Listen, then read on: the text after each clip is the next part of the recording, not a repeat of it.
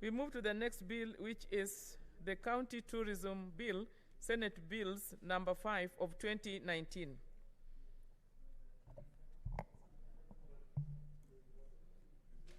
Go ahead. Is the chairman asked there? Is the chair around? Oh, the chair is around, yeah. Good. Okay. Clause 3. I propose the question that clause 3 be part of the bill. Mover.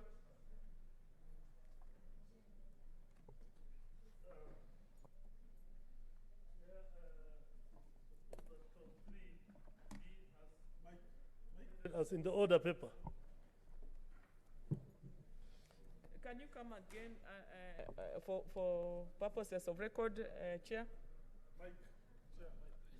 Yes, Chair, I propose that clause 3 be as in the order paper, stated in the order paper. I propose the question that clause 3 be amended as proposed. I put the question that clause 3 be amended as proposed. Division at the end. Next. Clause 4. I propose the question that clause 4 be part of the bill. Mover.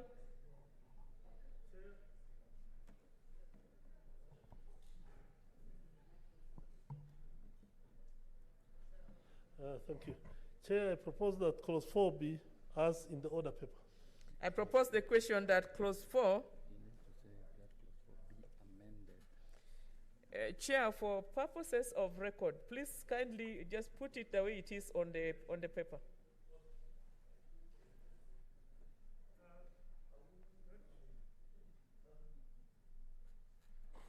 Thank you, Chair. I propose that clause 4 be as amended in the order paper. I propose the question that clause 4 be amended as proposed. I put the question that clause 4 be amended as proposed. Division at the end. Clause 5. I propose the question that clause 5 be part of the bill. Mover.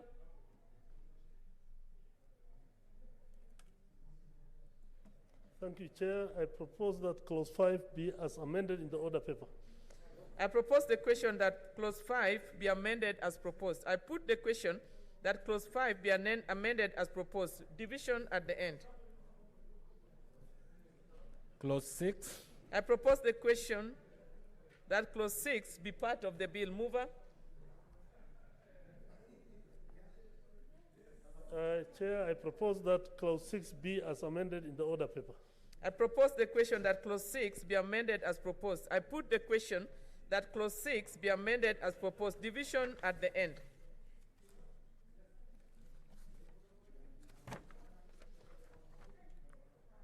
Clauses 7 to 11.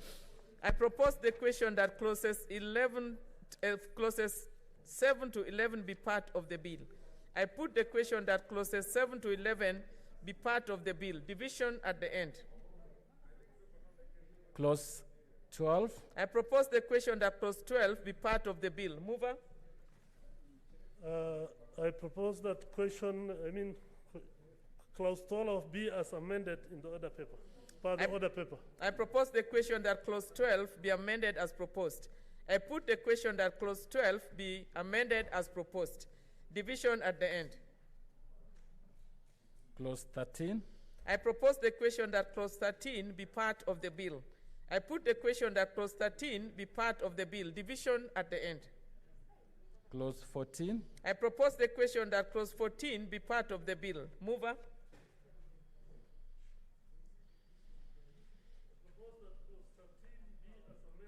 As per the order paper. I propose the question that clause 14 be amended as proposed. I put the question that clause 14 be amended as proposed. Division at the end. Clauses 15 and 16.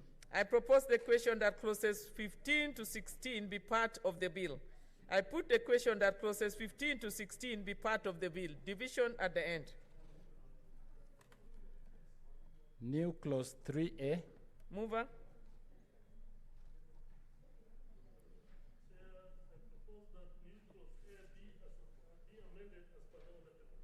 I propose the question that new clause 3A be read a second time. That new clause 3A be amended as per the order paper. No. I propose the question. Chair, can you I read. approach the dispatch? The chair, just approach the chair. You do it again.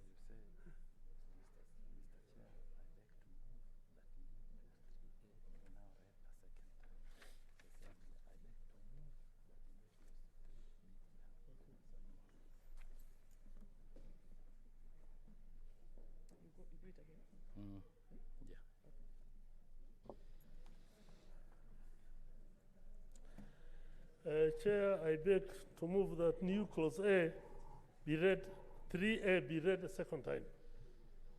I propose the question that new clause 3A be read a second time. I put the question that new clause 3A be read a second time. Division at the end. New clause 17. Mover. New clause 7. New clause 17. No, 17, Chair. 17 be read a second time. I propose the question that new clause 17 be read a second time. I put the question that new clause 17 be read a second time. Division at the end. First schedule. I propose the question that the first schedule be part of the bill. Mover. First schedule be amended as per the order paper. I propose the question that the first schedule be amended as proposed. I put the question that the first schedule be amended as proposed. Division at the end. Clause 2. I propose the question that clause 2 be part of the bill. Mover.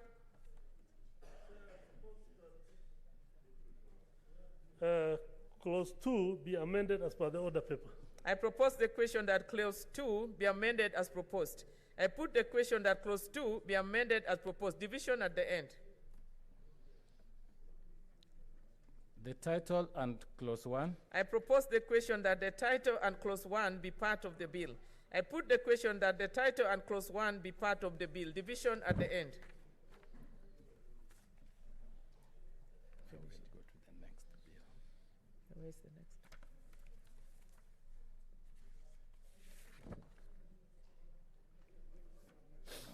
I think we have done that one.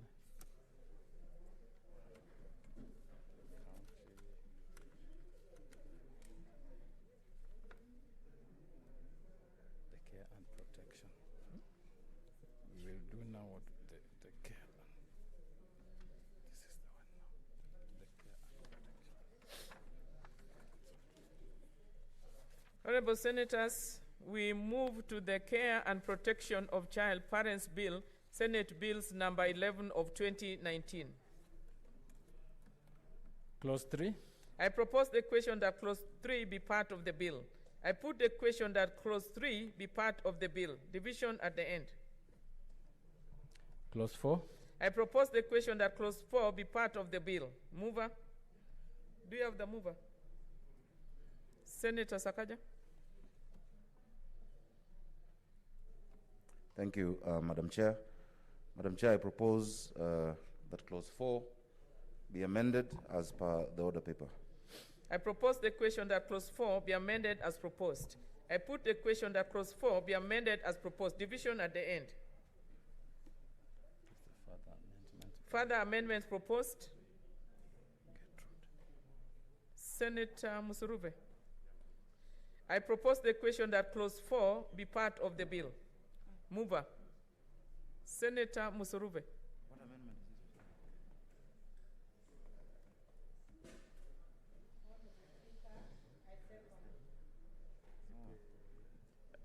is this? Senator, being on record.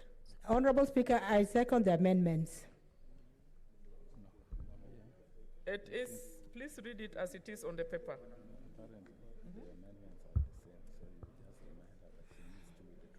I propose to... The amendments, Senator, the amendments are the same. So you need to formally withdraw that amendment because there's already one amendment of the same nature.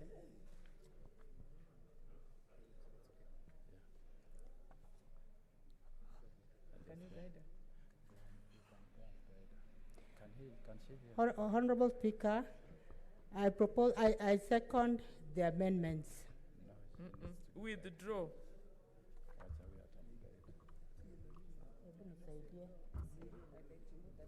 is the same as the one Sakaja has moved. I withdraw.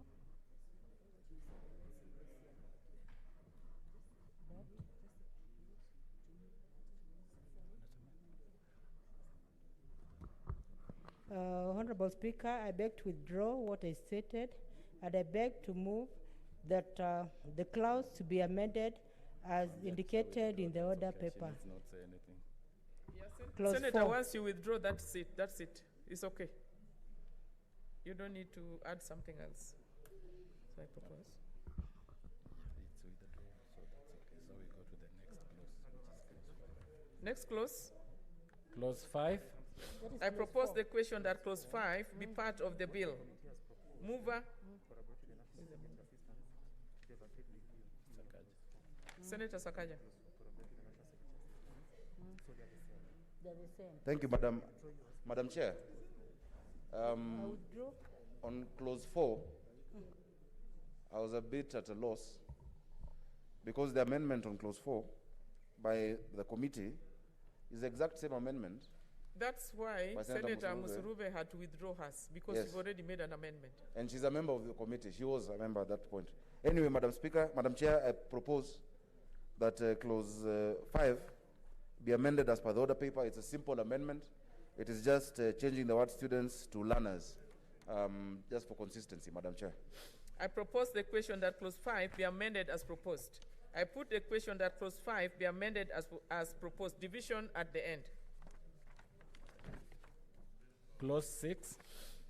I propose the question that clause 6 be part of the bill. Mover. Madam Chair, I propose that clause 6 be amended as per the order paper. I propose the question that clause 6 be amended as proposed. I put the question that clause 6 be amended as proposed. Division at the end.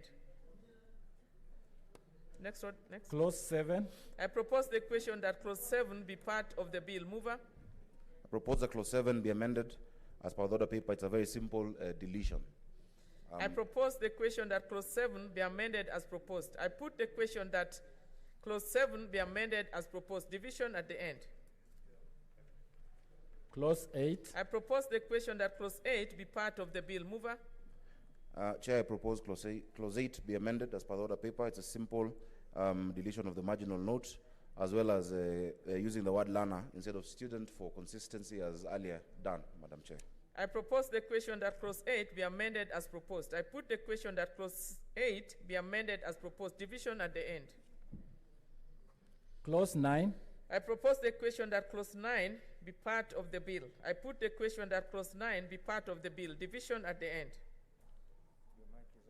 Clause 10. I propose the question that clause 10 be part of the bill. Mover. Madam Chair, I propose clause 10 be amended as per the order paper.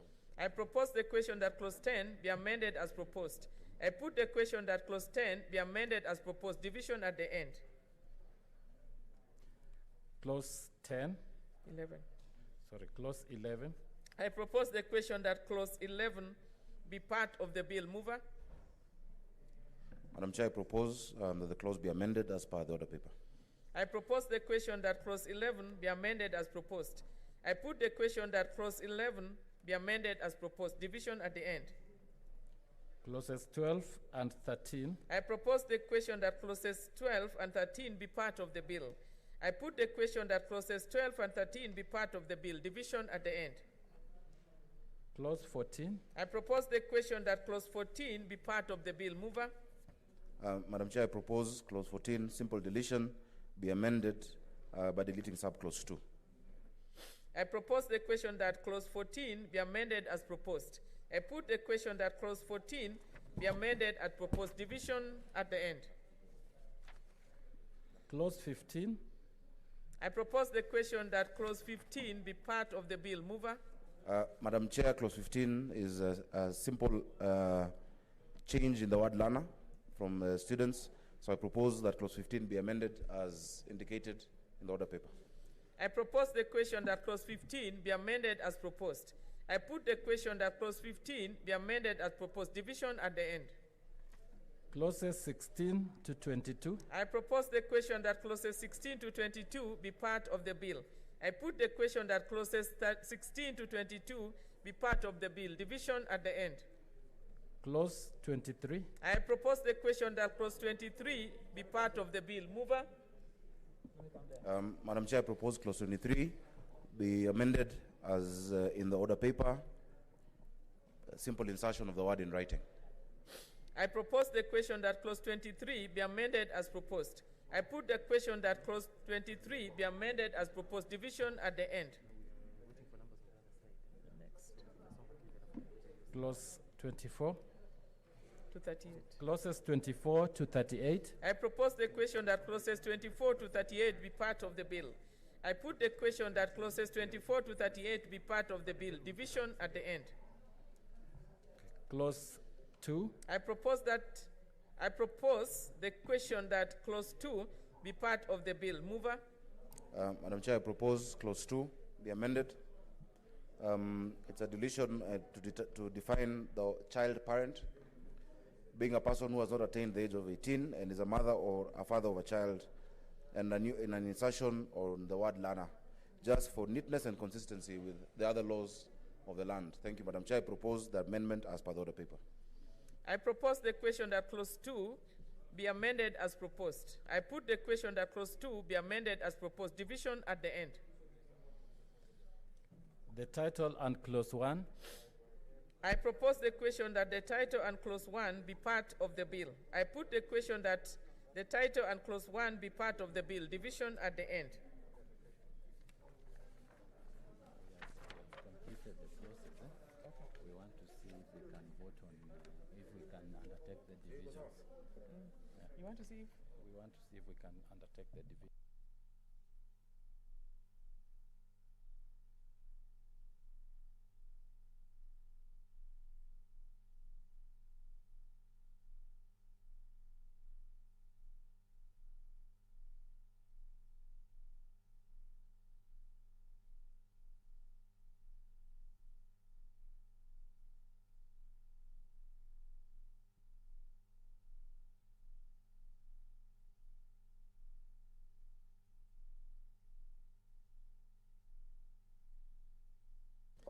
Can the bell be rung for 5 minutes?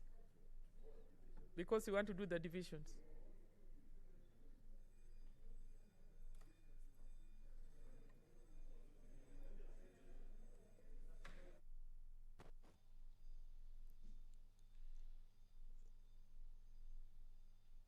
The Committee of the Whole House has finished considering some proposed amendments to the Independent Electoral and Boundaries Commission Amendment Number 3 Bill, National Assembly Bill Number 35 of 2019,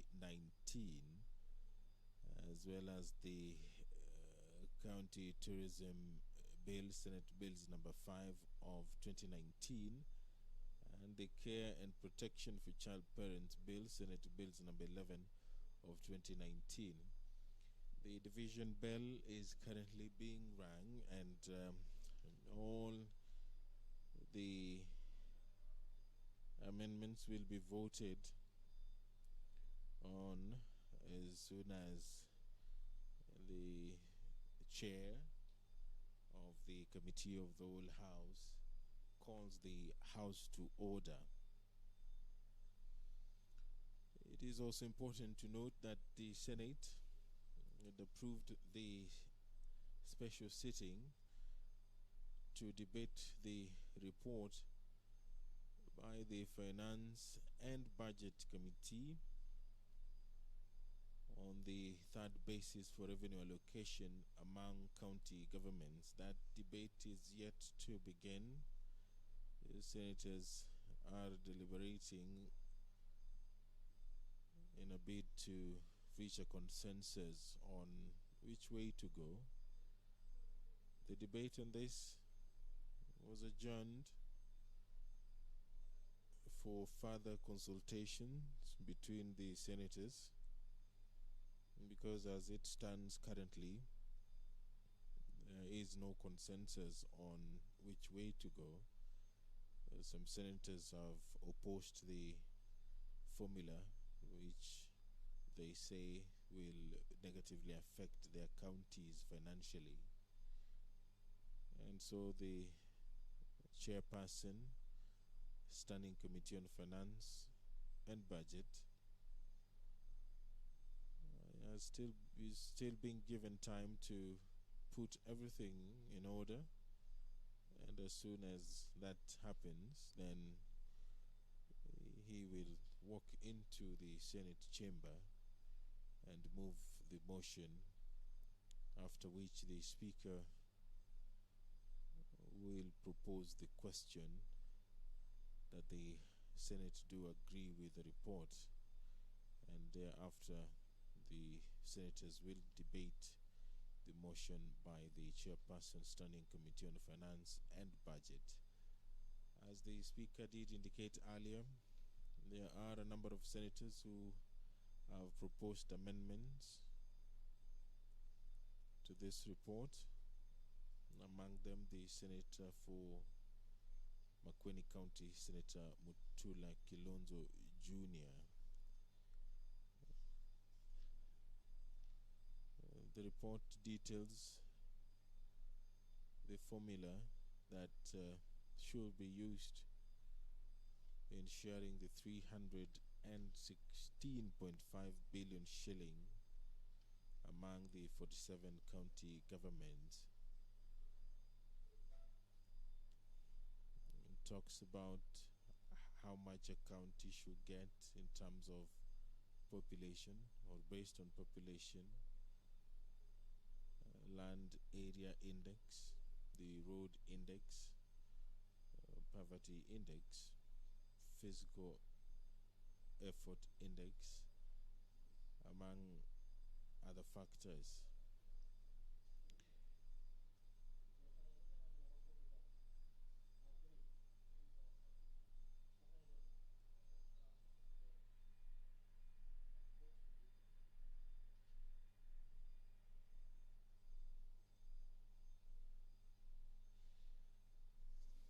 In a couple of minutes, the quorum bell will stop ringing and the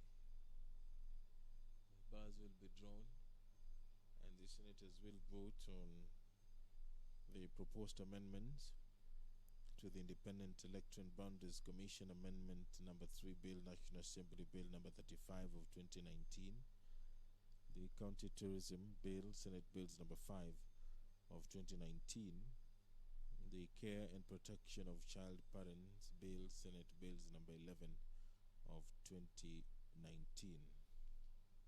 The quorum bell has stopped ringing, so anytime now, the chair of the Committee of the Whole House, Senator Rose Nyamunga, will call the House to order, and that division will then take place.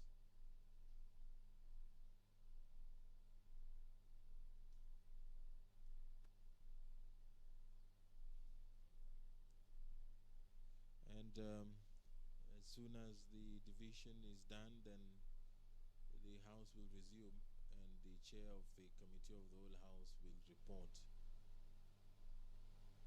on, or will report to the whole House or the plenary the consideration or the decision made by the Committee of the Whole House, and thereafter the Speaker of the Senate will then issue the way forward.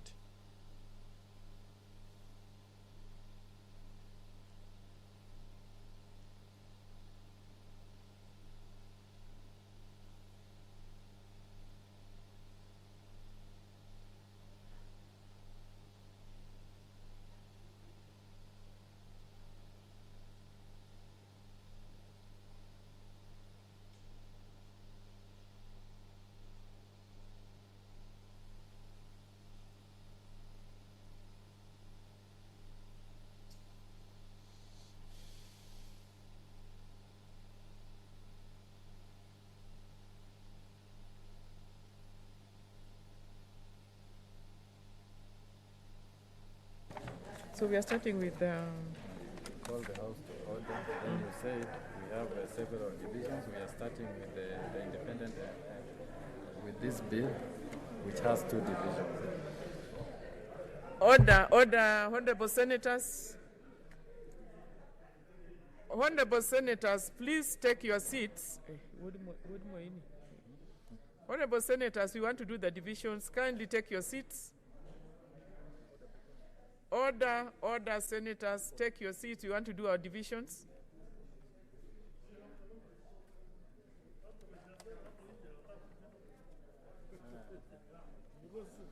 Honorable senators.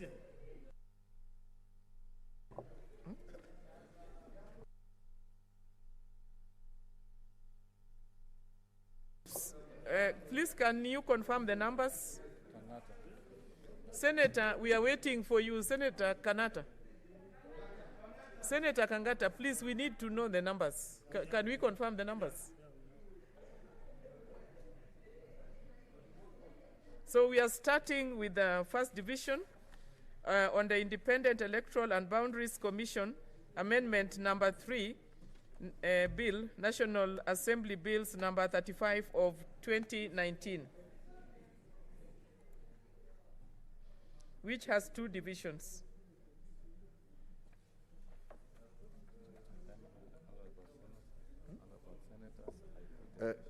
Chairperson, Honorable Senator, yes? I think you should have, sorry, I know I'm not supposed to raise a point of order, but is it possible you give directions on voting? Because we have very few members here and a majority of them are outside. For senators, the senators who are in the chambers are going to vote electronically. And the senators at the extension will be required to come and vote manually. Speaker, Chair, can we have a sheet where the people who are outside can vote, as opposed to them walking in? It's going to take too long. And we actually want to get to the motion as quickly as possible.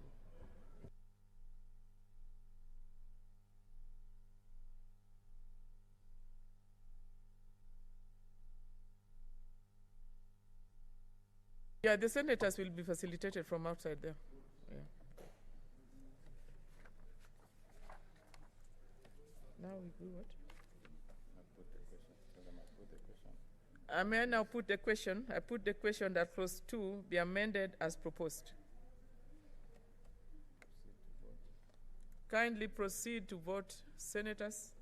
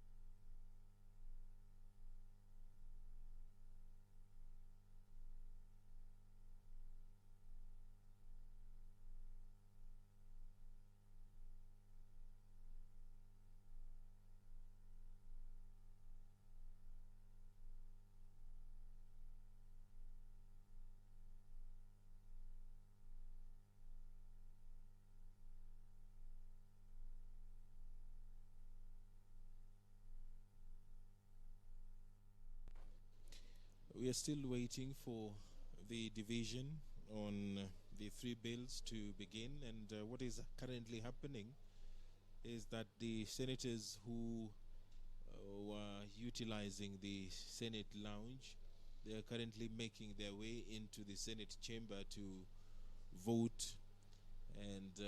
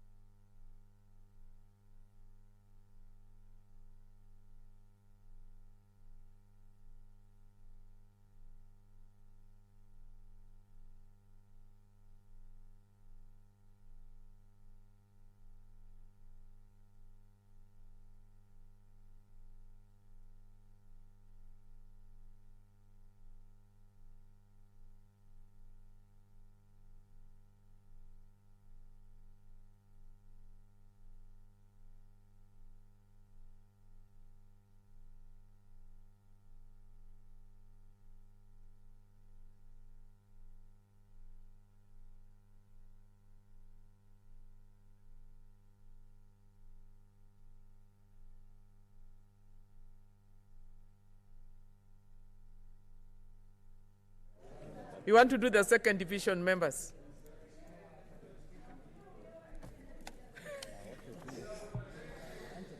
I now put,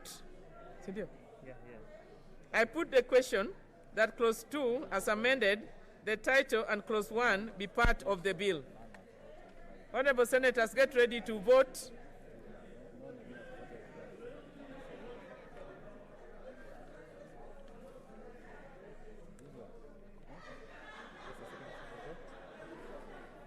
Can we vote? Kindly vote, members, vote.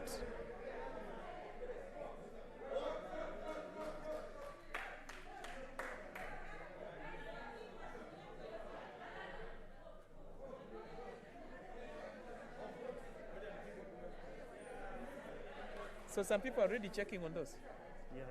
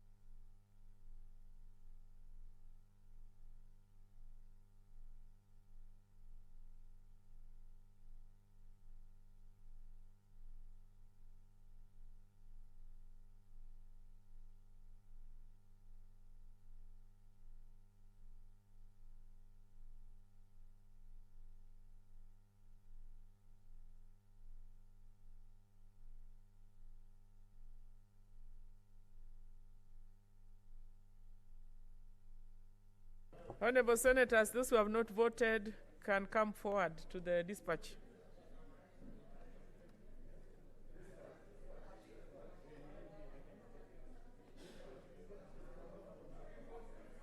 Pewana, PC. You can put it on this dispatch? Yeah.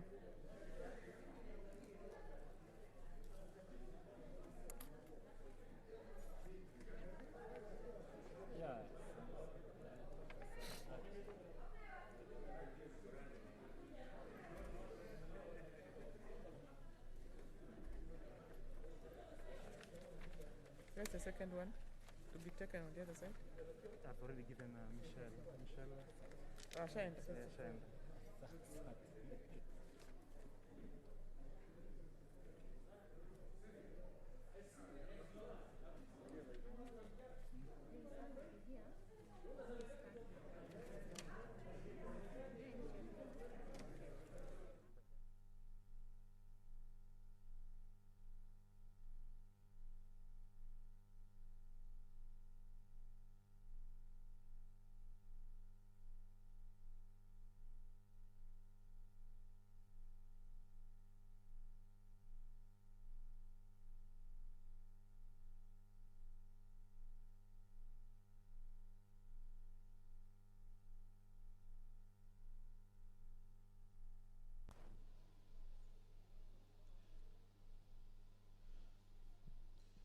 You are watching the special sitting of the Senate, and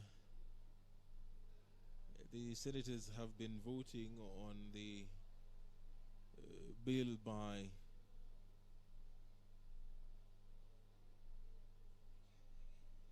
the National Assembly, the Independent Election Boundaries Commission, and what is currently happening is that the senators who are unable to vote electronically are voting manually, and any moment from now the chair of the Committee of the Whole House, Senator Rose Nyamunga, will announce the outcome of that vote. After the House is done, after the Committee of the Whole House is done with the division on the Independent Electoral Boundaries Commission bill, they will vote on the County Tourism Bill, Senate Bills number 5 of 2019. The senators who are able to vote electronically will do so, and those who are unable to vote electronically will have their votes counted manually. After the vote on the County Tourism Bill, the senators will vote on the Care and Protection of Child Parents Bill. This is Senate Bills number 11 of 2019. Also, still outstanding is the approval of the third basis for revenue allocation among the county governments. The report was tabled in the Senate on 13th July 2020. And pursuant to Article 217 of the Constitution, the senators are required to consider that report and, if possible, approve it, so that debate will begin, hopefully, after the House is done considering the 3 bills that is currently underway.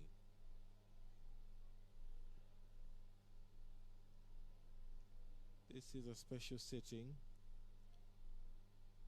which was called by the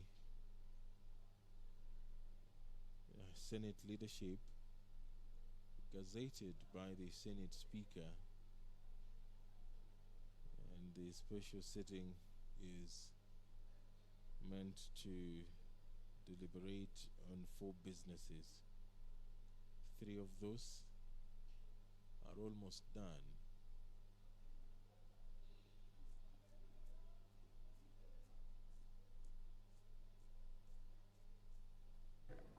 No ringing of the bell? No. Honorable Senators, I put the question that the new clause 3A and 17 be now read a second time.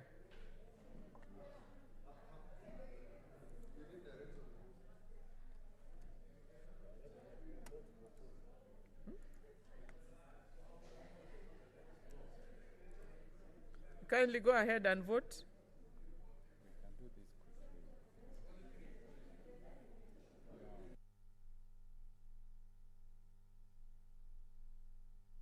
You know, we can't consolidate 3 questions in one.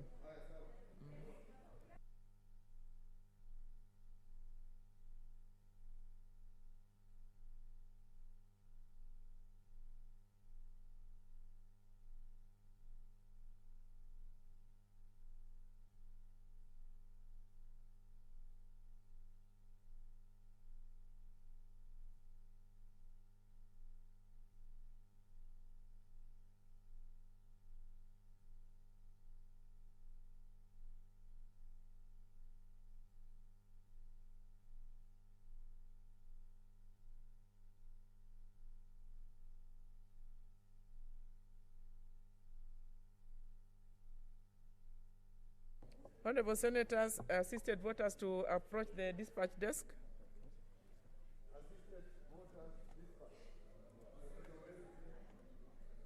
Let's print for you.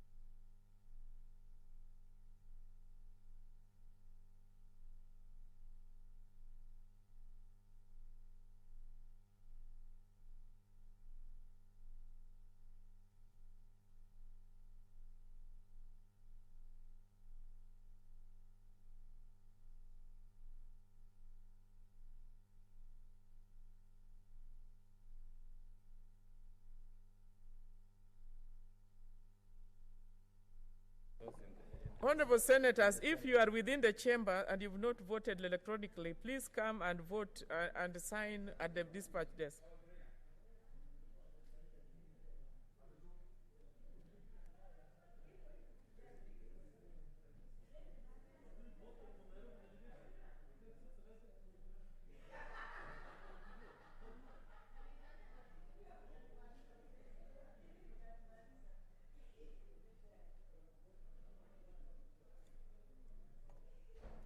I think you're through. Yeah. Okay, second. Question? Division, no? Division, yeah. Honorable Senators, we are moving to the second division on the same bill of the County Tourism Bill. So we are doing the second division.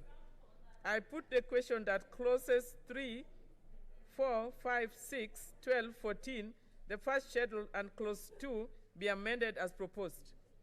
Kindly vote.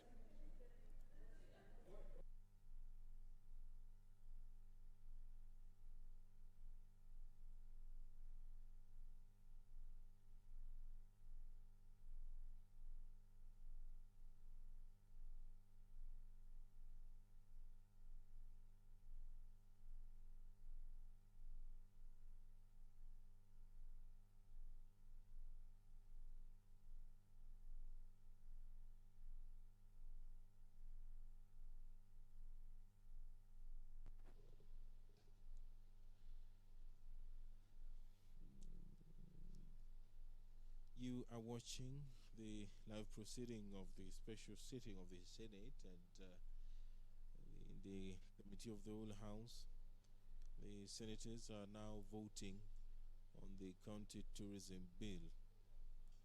The principal object of this bill is to provide for the development, management, marketing, promotion, and licensing of local tourism by county government. The bill also seeks to amend the Tourism Act number 28 of 2011 in order to make the provisions for local tourism and involve counties in the development, management, marketing, and regulation of local tourism. This is in view of the fact that whereas paragraph 7D of part 2 of the fourth schedule of the Constitution designates local tourism as a function of county government, no national legislation makes provision for local tourism and its development, management, marketing, promotion, or licensing. The bill, once enacted, would confer on the respective county executive committee member responsible for matters relating tourism the power to make regulations for the purpose of bringing into effect the provisions contained in the bill. It is therefore delegating limited and conditional legislative powers. The bill does not limit fundamental rights and freedoms. The bill concerns county government in that it contains provisions relating to the development, management, marketing, and regulation of local tourism. Paragraph 7D of Part 2 of the fourth schedule to the Constitution designates local tourism as a function of county government. The tourism bill affects the functions and powers of county governments in terms of 110(1)(a) of the Constitution. The bill deals with matters other than those listed in the definition of a money bill under Article 114, subsection 3 of the Constitution, and is therefore not a money bill within the meaning of Article 114 of the Constitution. This bill has been authored by Senator Agnes Zani. The senators are currently debating on this particular bill. They have dispensed off the Independent Electoral and Boundaries Commission Amendment number 3 Bill, National Assembly Bill number 35 of 2019.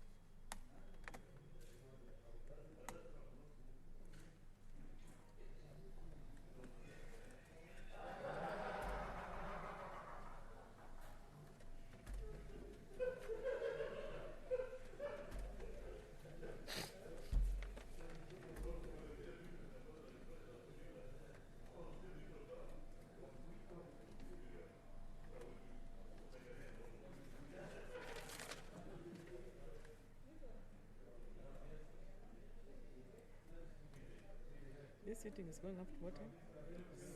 12:30. That's it. It's okay.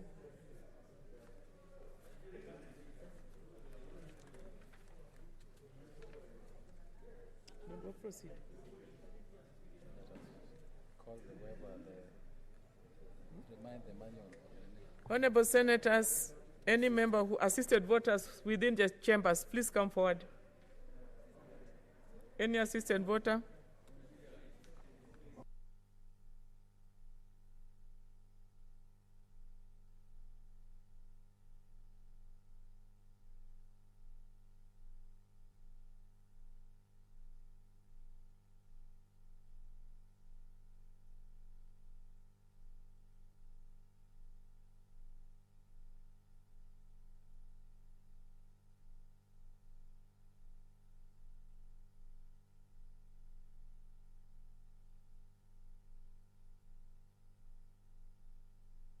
Honorable Senators, we proceed to the last bill, the Care and Protection of Child Parents Bill, Senate Bills number 11 of 2019. And I put the question. I put the question that clauses 4, 5, 6, 7, 8, 10, 11, 14, 15, 23, and clause 2 be amended as proposed. Honorable Senators, can we vote? Can you vote, please? But, also, what have been voting? We have to check on the list. We'll cross-check where he has not voted. We will give you Okay. Says we'll do it.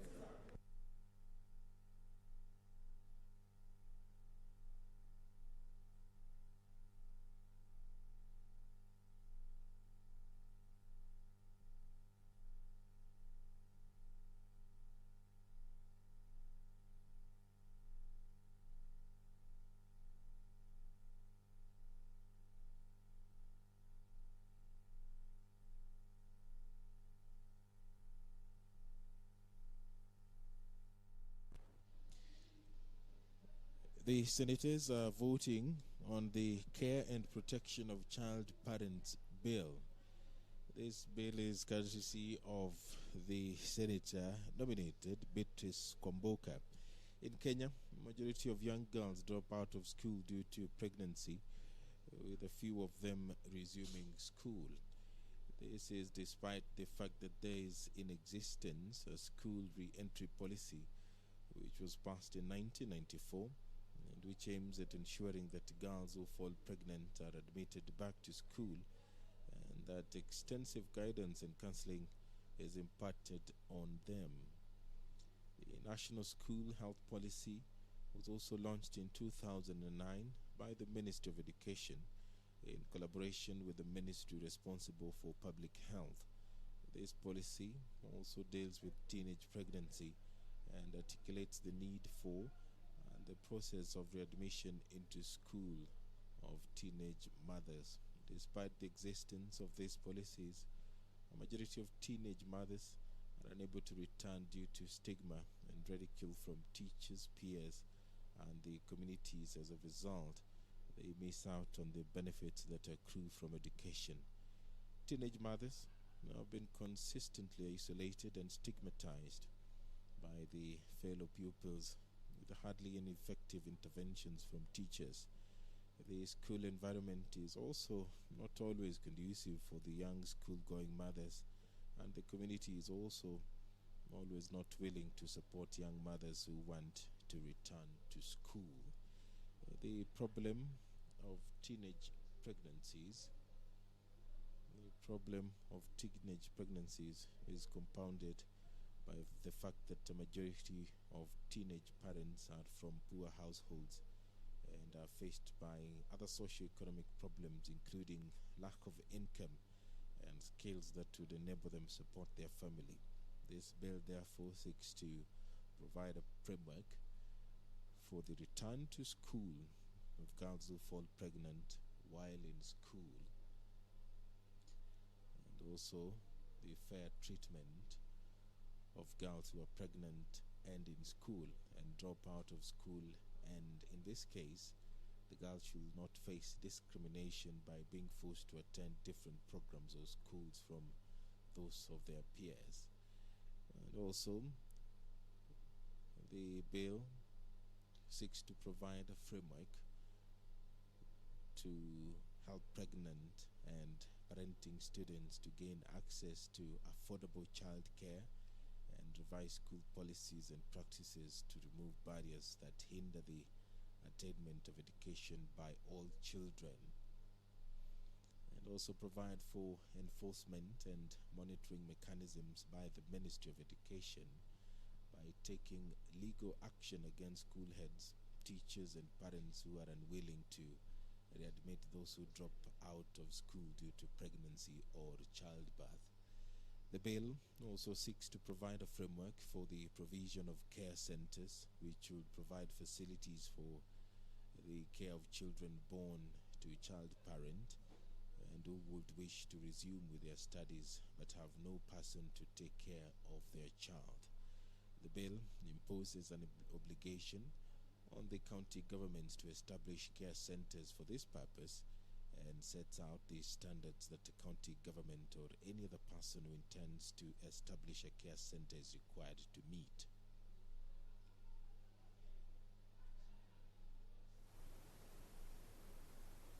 Six as amended, 7 as amended, 8 as amended, 9, 10 as amended, 11 as amended, 12, 13, 14 as amended, 15 as amended, 16, 17, 18, 19, 20, 21, 22, 23 as amended, 24, 25, 26, 27, 28, 29, 30, 31, 32, 33, 34, 35, 36, 37, 38, 2 as amended, the title, the clause 1, the title and clause 1 be part of the bill.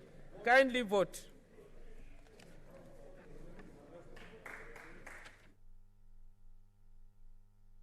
Kama mtu atafute position.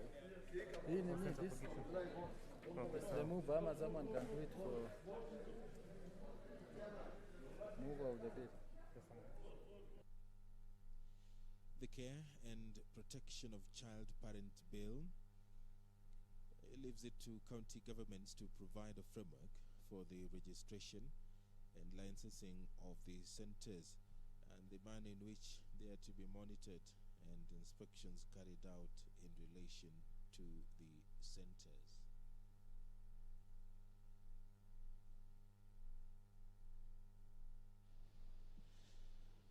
The bill does not delegate legislative powers, nor does it limit the fundamental rights and freedoms. The bill provides for a framework for the implementation of the right to education for all children, including teenage parents. It imposes an obligation on the national and county governments to put mechanisms in place and establish programs that ensure that not only is this right realized in relation to teenage parents, but also ensure that the rising cases of teenage pregnancies and the dropping out of school by teenage parents is curbed. The bill is therefore a bill concerning county governments in terms of Article 110, subsection 1A of the Constitution. It is not a money bill within the meaning of Article 114 of the Constitution. This bill is courtesy of the nominated Senator Beatrice Kwamboka. The senators are currently voting on it. If you're just joining us, this is a special sitting of the Senate, and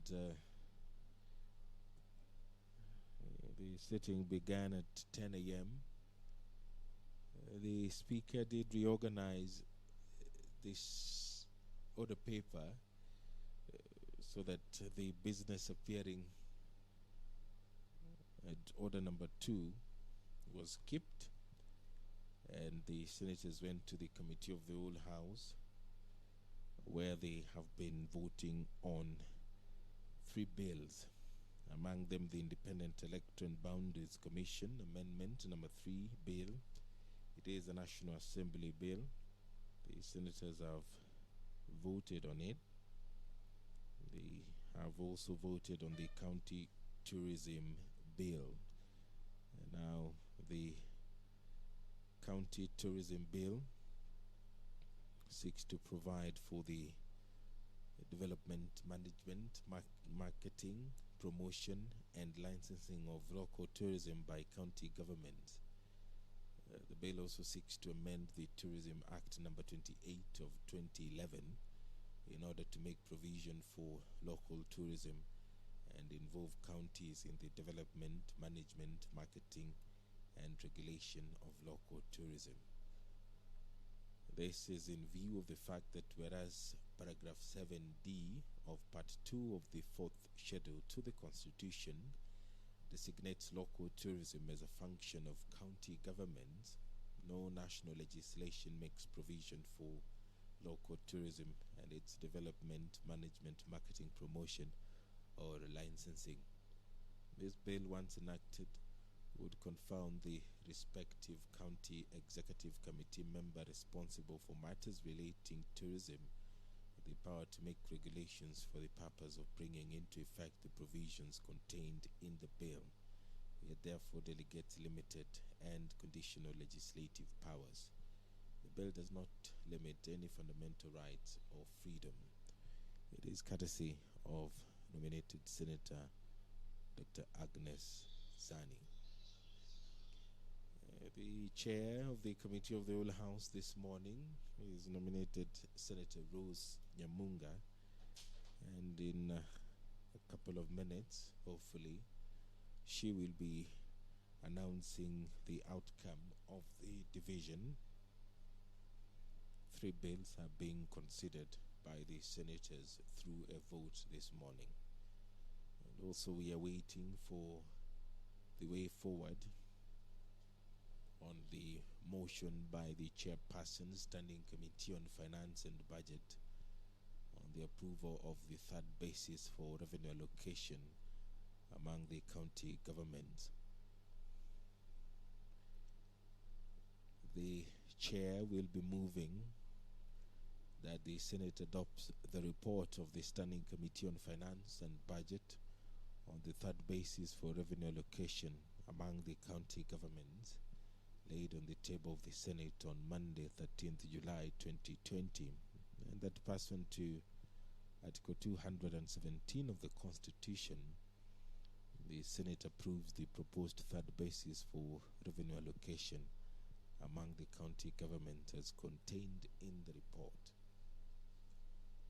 The decision on that will be made as soon as the Committee of the Whole House reports to the plenary its deliberations and outcome of the division on the 3 bills before it right now. This broadcast is brought to you by the Parliamentary Broadcasting Unit in conjunction with the Kenya Broadcasting Corporation. You can also stream this live broadcast on YouTube, courtesy of the Parliament of Kenya YouTube channel. It is also important to note that the Senate has moved to observe the Ministry of Health regulations. The House is not required to accommodate all the senators. Thus, the Senate has opted to make use of the Senate lounge, which is being used as an extension of the House. There is also the presence of numerous hand sanitizers.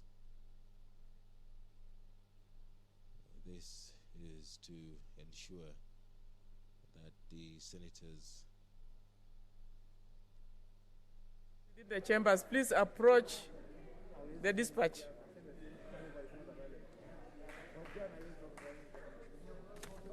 Any members within the chambers who have not voted, kindly come forward.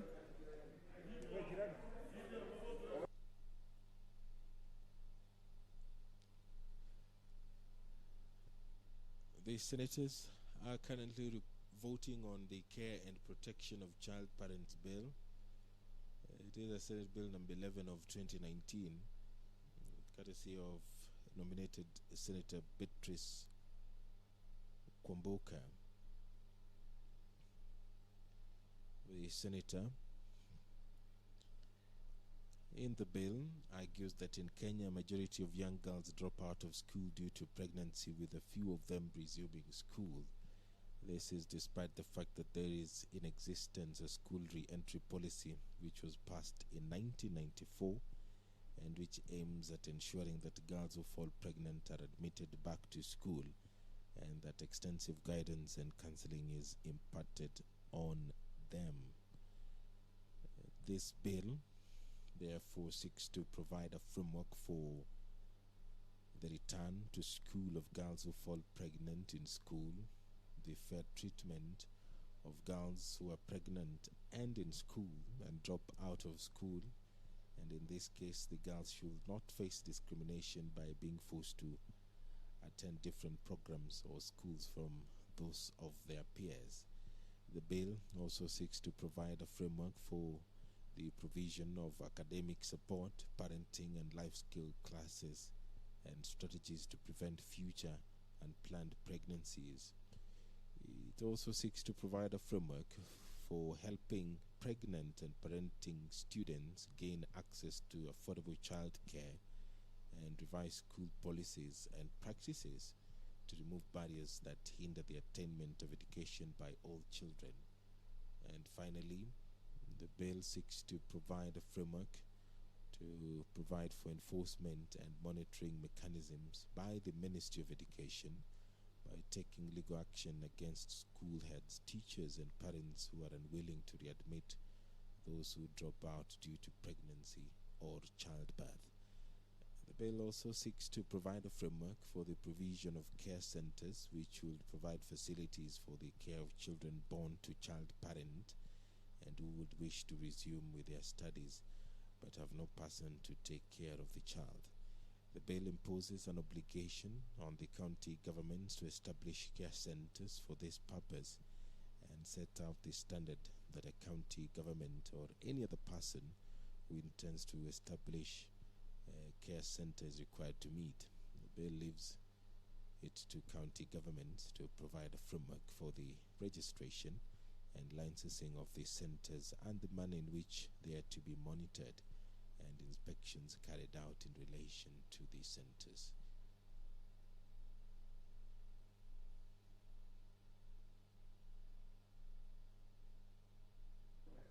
Honorable Senators, we are ready to give the results of the bill. The first bill,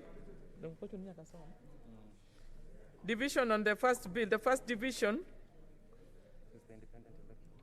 the Independent Elections and Boundaries Bill, Boundaries Commission, ayes 34, nays 0, abstention 0. On the same division, second division, ayes 29, nays 0, abstention 0. The ayes have it. Honorable Senators, on the second bill of county tourism, first division, ayes 31, nays 0, abstention 0. Second division, ayes 32, nays 0, abstention 0. Division 3, ayes 29, nays 0, abstention 0. The ayes have it.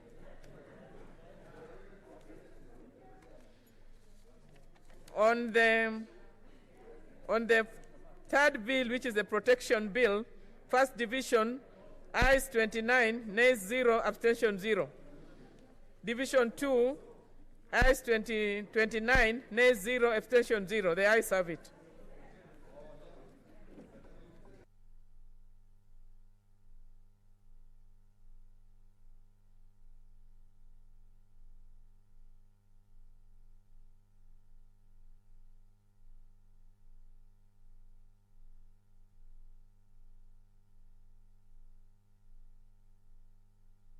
Senators, we are now ready to give reports, and we'd like to advise the different different movers to be around so that we can make a report. In respect of the independent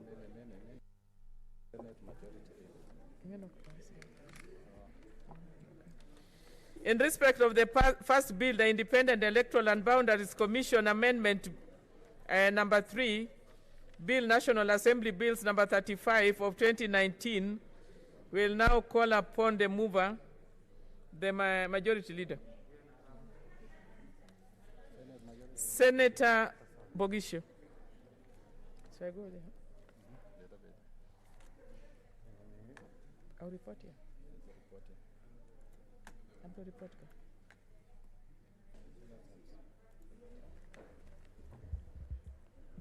Yes, Honorable Chairperson, I beg to move that the committee do report to the Senate its consideration of the Independent Electoral and Boundaries Commission number 3 bill, National Assembly Bills number 35 of 2019, and its approval thereof with amendments.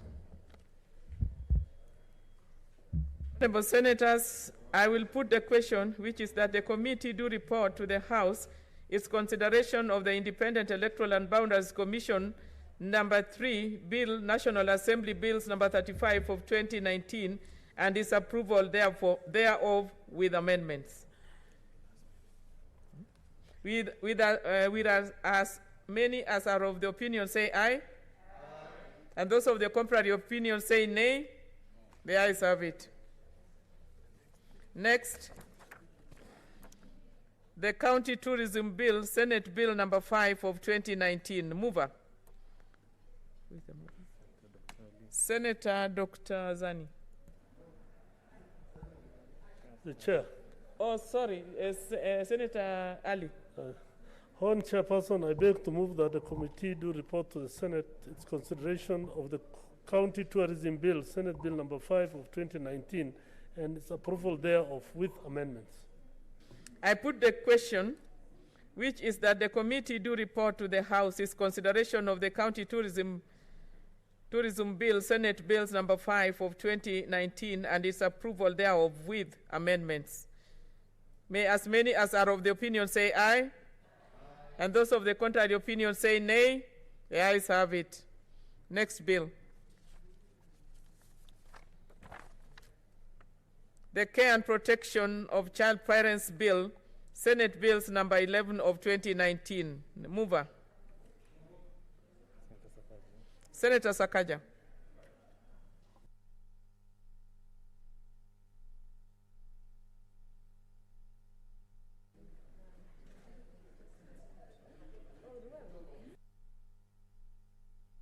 Is there a person who...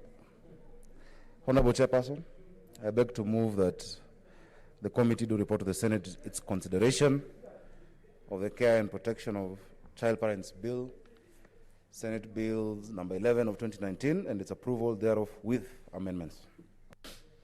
I will put the question, which is that the committee do report to the House its consideration of the retirement benefits, Deputy President and designated state officers amendment bill, Senate Bills number 2 of 2018, and its approval therefore with amendments. May as many as are of the opinion say aye. And those of the contrary opinion say nay. The ayes have it.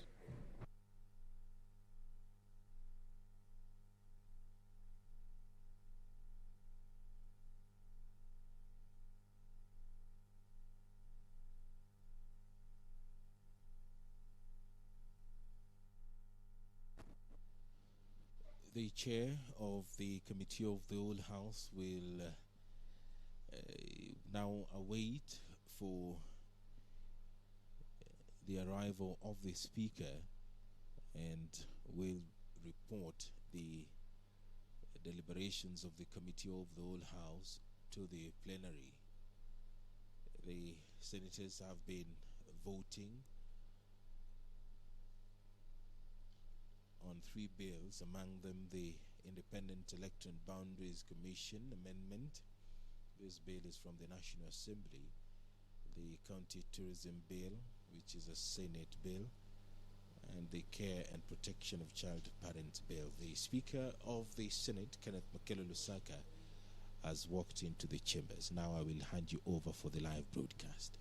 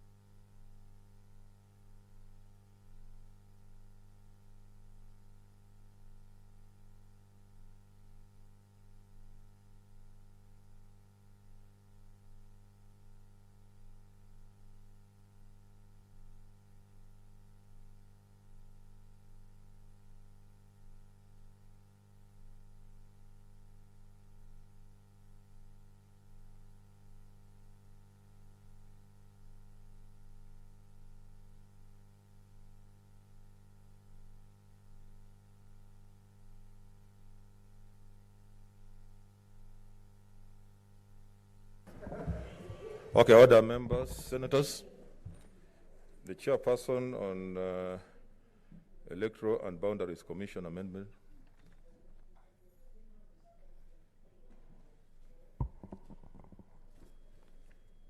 Honorable Speaker, I beg to report that the Committee of the Whole has considered the Independent Electoral and Boundaries Commission Bill number 3. Honorable Speaker, I beg to report that the Committee of the Whole has considered the Independent Electoral and Boundaries Commission number 3, Bill National Assembly Bills number 35 of 2019, and its approval thereof with amendments. Mover.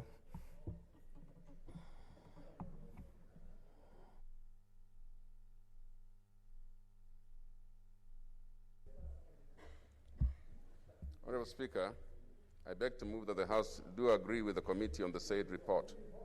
And I ask Honorable Senator Fatuma Dulo to second.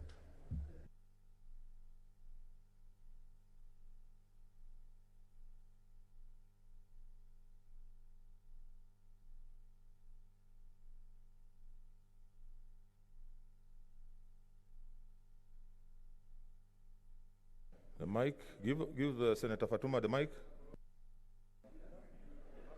Honorable Speaker, I second.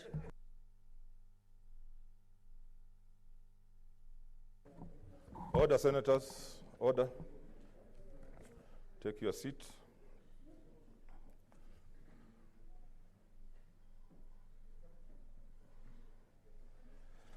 Okay, I will propose the question, which is that the House do agree with the committee in the said report. I will put the question, which is that the House do agree with the committee in the said report. As manner of that opinion, say aye. As manner of a contrary view, say nay. The ayes have it.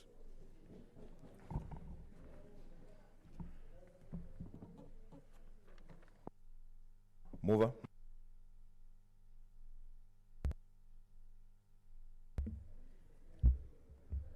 Honorable Speaker, I beg to move that the Independent Electoral and Boundaries Commission number 3 Bill, National Assembly Bills number 35 of 2019, be now read a third time. And I ask Senator Fatuma Dulo to second. I second. I propose the question, which is that the Independent Electoral and Boundaries Commission number 3 Bill, National Assembly Bills number 35 of 2019, now be read a third time. Okay.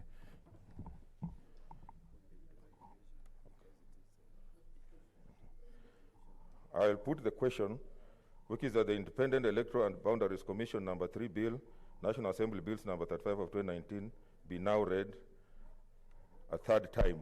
We'll do a division.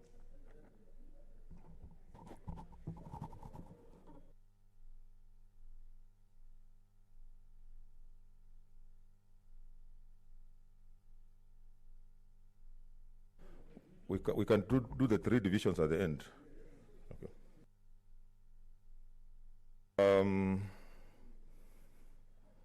Chairperson on the County Tourism Bill.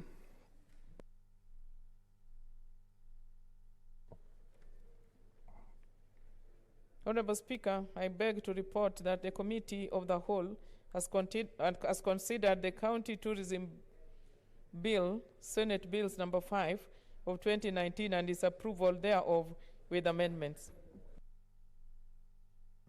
The mover.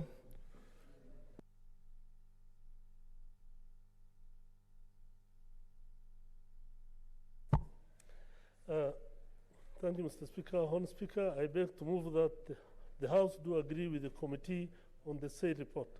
And I ask Senator Musarve to second.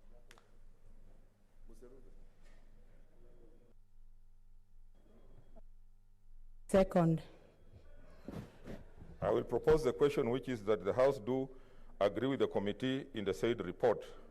I'll put the question, which is that the House do agree with the committee in the said report. As manner of that opinion, say aye. As manner of a contrary view, say nay. The ayes have it. Mover. Honorable Speaker, I beg to move that the County Tourism Bill, Senate Bill number 5 of 2019, be now read a third time, and ask Senator Musuruva to second. Honorable Speaker, I second. I will propose the question, which is that the County Tourism Bill, Senate Bill number 5 of 2019, now read a third time. I will put the question, which is that the County Tourism Bill, Senate Bills number 5 of 2019, be now read a third time. Division will come at the end. The chairperson on the Care and Protection of Child Parents Bill. Honorable Speaker, I beg to report that the Committee of the Whole has considered the Care and Protection of Child Parents Bill, Senate Bills number 11 of 2019, and its approval thereof, with amendments. Mover.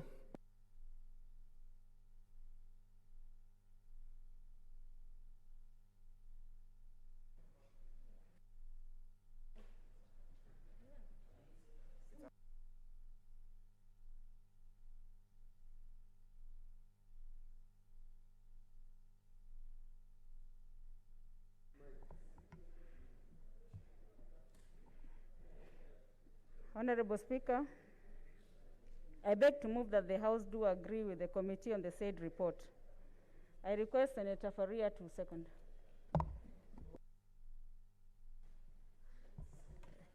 Honorable Speaker, I second. I will propose the question, which is that the House do agree with the committee in the said report. I'll put the question, which is that the House do agree with the committee in the said report. As men are of that opinion, say aye. As men are of a contrary view, say nay. The ayes have it.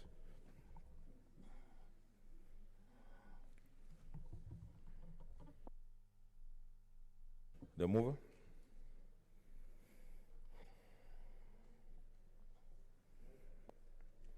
Honorable Speaker, I beg to move that the Care and Protection of Child Parents Bill, Senate Bills number 11 of 2019, be now read at that time. I request Senator Faria to second. Honorable Speaker, I second. I will propose the question, which is that the Care and Protection of Child Parents Bill, Senate Bills number 11 of 2019, be now read a third time. I will put the question, which is that the Care and Protection of Child Parents Bill, Senate Bill number 11 of 2019, be now read a third time. The division.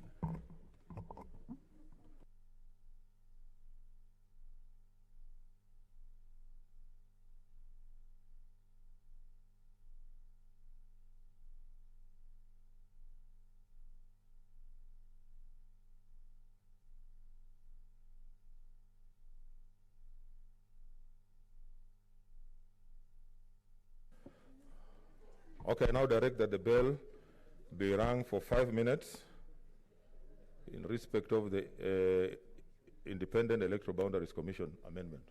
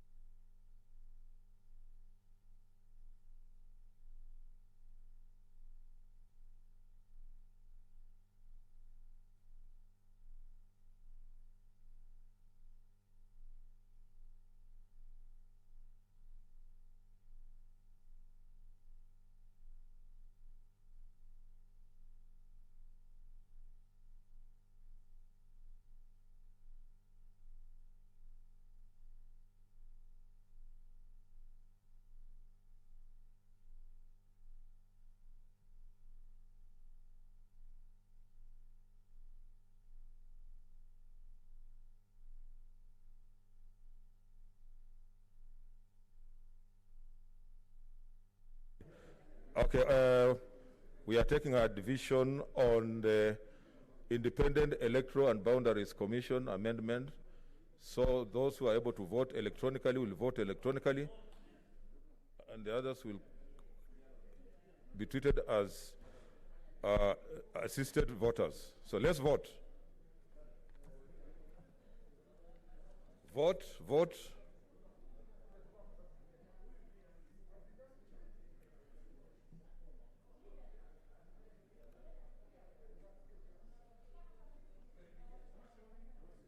Not showing. Eh? Vote.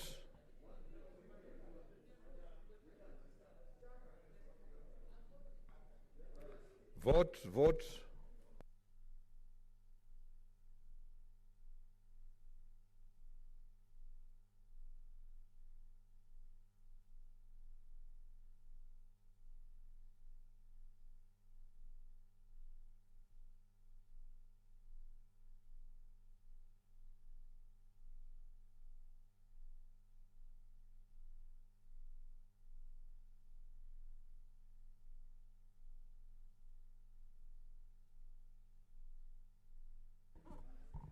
Vote.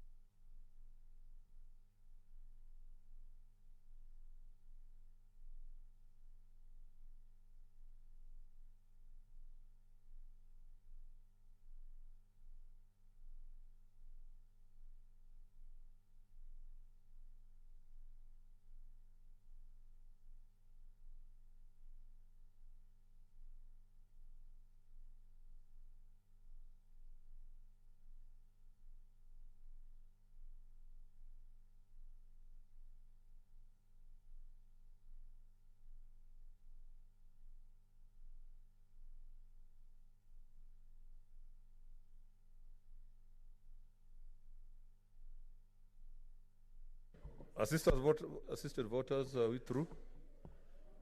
Senator Ongeri is the last one.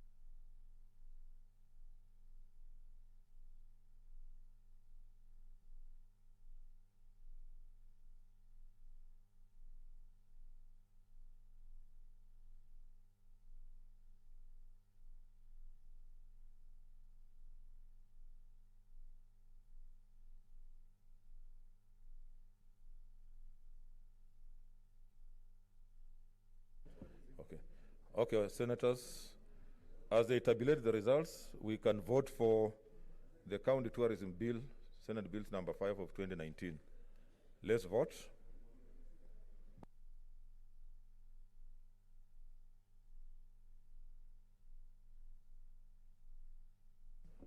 Let's vote.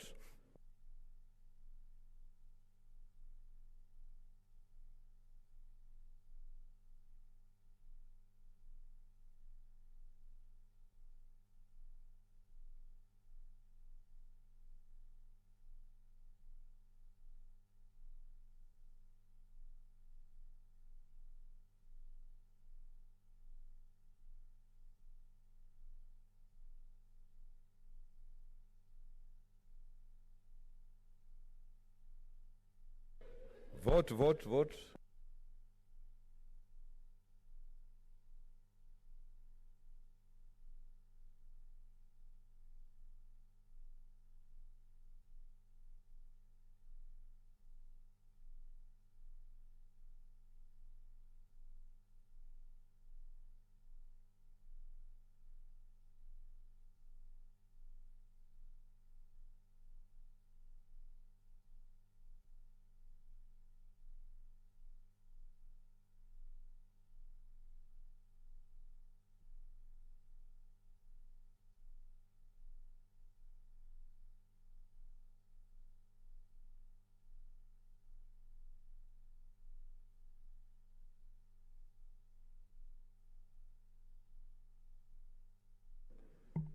The assisted voters.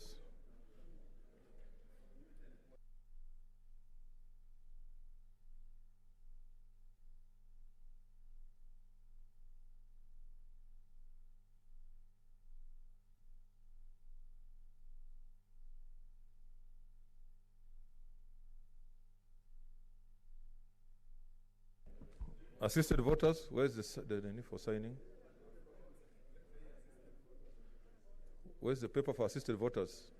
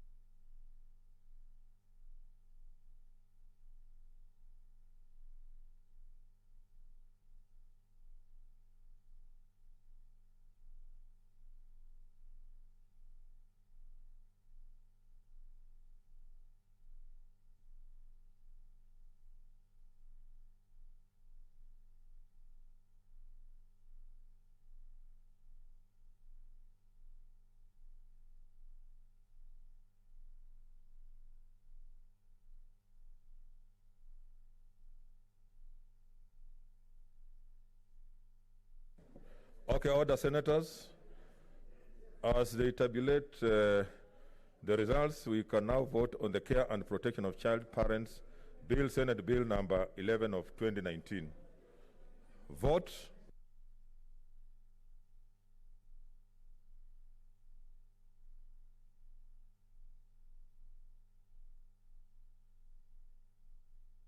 Vote, vote, vote.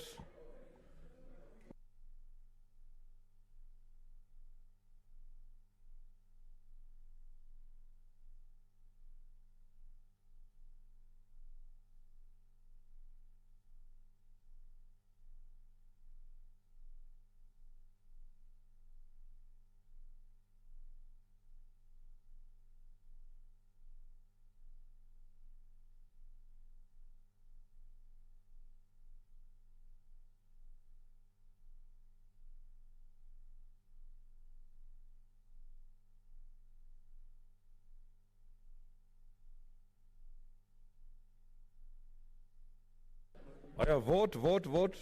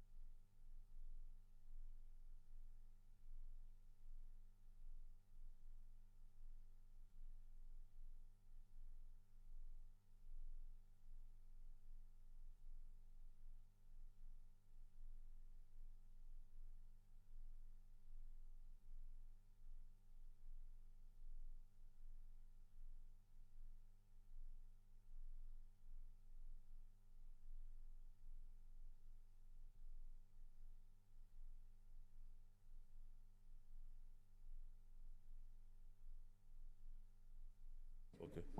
Assisted voters, come to the dispatch box.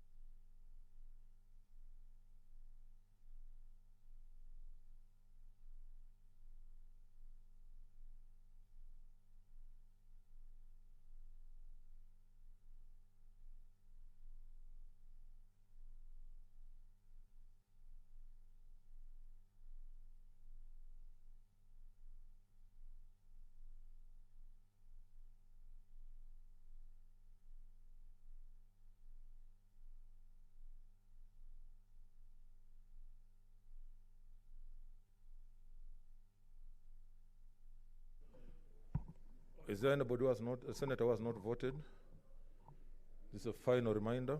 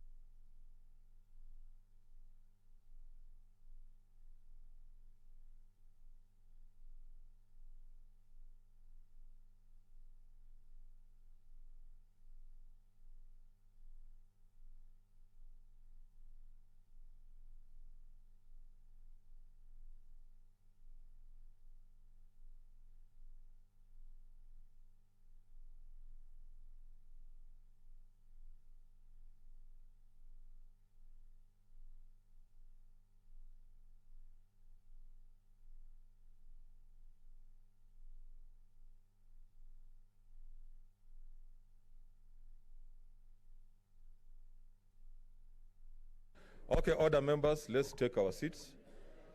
Order, order, order, order, order. Leader, order, senators. Leader, order, order, order, order. Take your seats. I realize you are not even observing social distance. Order, order, members. Okay, honorable senators.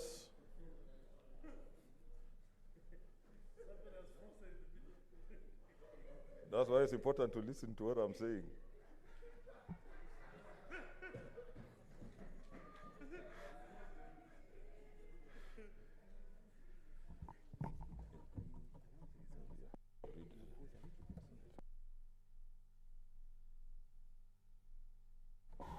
Okay, honorable senators, these are the results for the Independent Electoral and Boundaries Commission Amendment number 3, National Assembly Bills number 35 of 2019.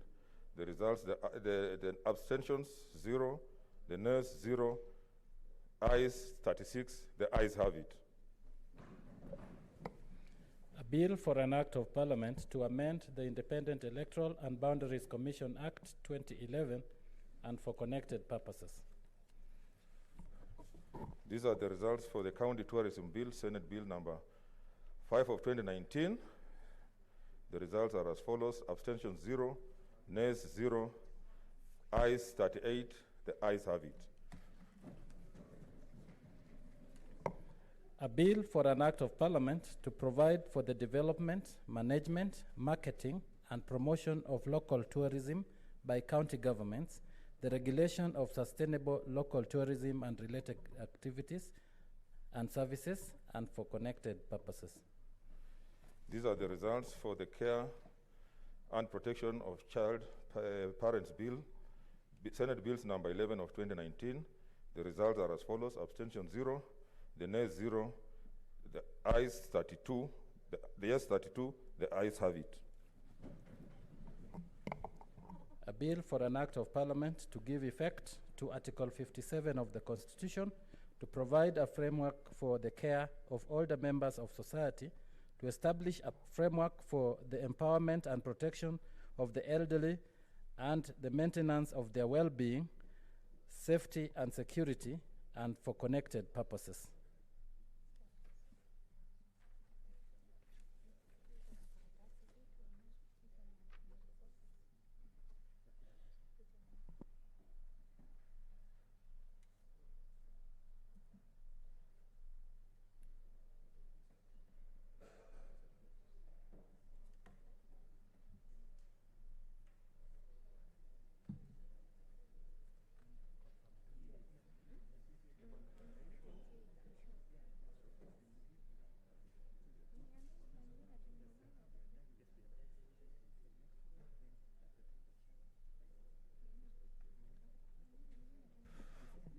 Okay, next order.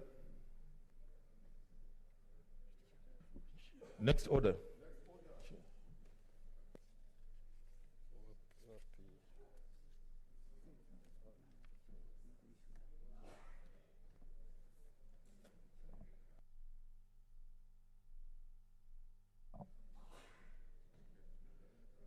Order number 2, motion, approval of the third basis for revenue allocation among county governments.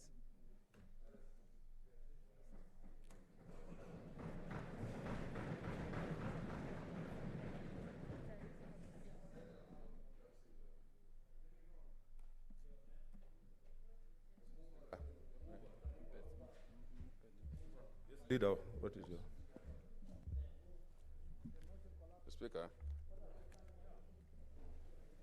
Speaker, I did ask for a meeting, for this meeting, as a special sitting for 10 a.m. this morning. Mr. Speaker, and as you can see, my request now, because even the mover is not here, but my request now, Mr. Speaker, is that we consider adjourning. Order, members. Order. Order. Order, members. Order, order, order. Order, Speaker. members. Order. Mr. Speaker, I request as the leader of the majority on this side, that the meeting be held now on another day, another time, so that we can make conclusions, Speaker. I move, Order, Speaker. order. Order, order, order. Yes. Order, order, order, order, order. Order, order. Order, order, senators. Order. Order, order, order, senators. Order. There is only one speaker in this Senate. And the chair, order. And the leader of majority had requested that we have this sitting today. Of course, this is a matter of great concern. Therefore, I want to ask the chair of the committee to hasten this process because it's taking exceedingly long. He must provide leadership. Order. Order, order. Order. Order, order, members. Order, order. Order. Order, members. I'm therefore directing that the House adjourns until Tuesday, 28th July 2020.